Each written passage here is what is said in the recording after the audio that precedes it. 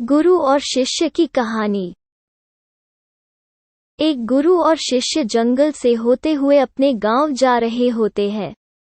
अंधेरा काफी हो चुका था। शिष्य ने अपने गुरु से कहा कि गुरुजी, काफी रात हो चुकी है, अगर आप कहें तो आज की रात यही आसपास के किसी गांव में गुजार ले।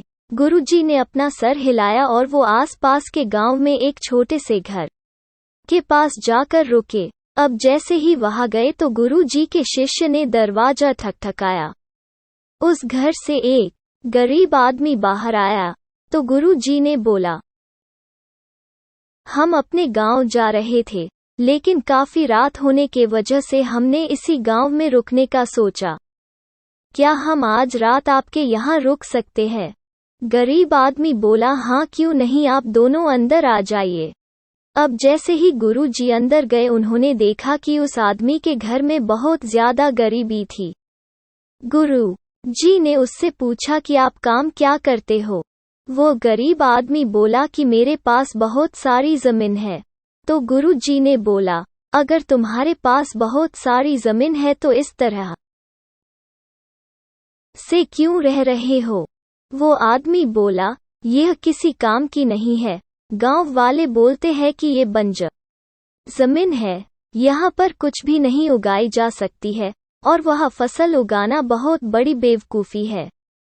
गुरुजी ने बोला कि तुम्हारा गुजारा कैसे होता है? उसने बोला कि मेरे पास एक भैंस है जिससे मेरा पूरा घर चलता है। ये सुनने के बाद गुरुजी सो जाते हैं और रात में जब सब लोग सो रहे होते हैं तब गुरुजी अपने शिष्य को उठाते हैं और उस गरीब आदमी की भैंस लेकर अपने गांव चले जाते हैं।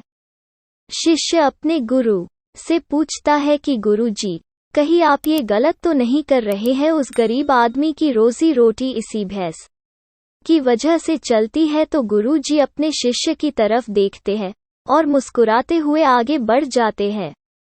उस बात को तकरीबन 10 साल गुजर जाते हैं और जो गुरु का शिष्य था वो बहुत बड़ा गुरु बन चुका होता है। तो एक दिन उन्हें उस गरीब आदमी की याद आती है कि मेरे गुरु ने उस आदमी के साथ अच्छा नहीं किया था, मुझे एक बार चलकर देखना चाहिए कि वो आदमी अब किस परिस्थिति में है।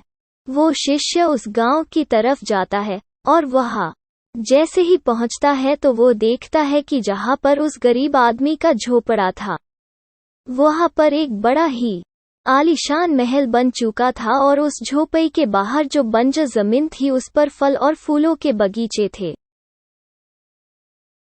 तभी उधर से उस घर का मालिक आता है। शिष्य उसे पहचान लेता है और उस आदमी को बोलता है, तुमने मुझे पहचाना? मैं अपने गुरुजी के साथ आया था, हमने एक रात के लिए आपके यहाँ रुके भी थे।